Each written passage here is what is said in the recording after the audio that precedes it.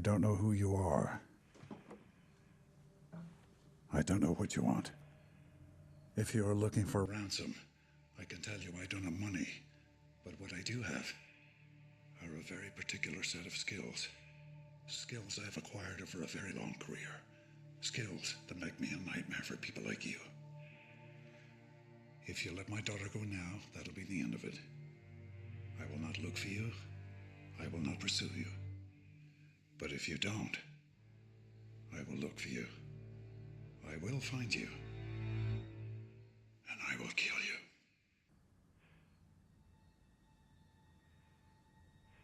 Good luck.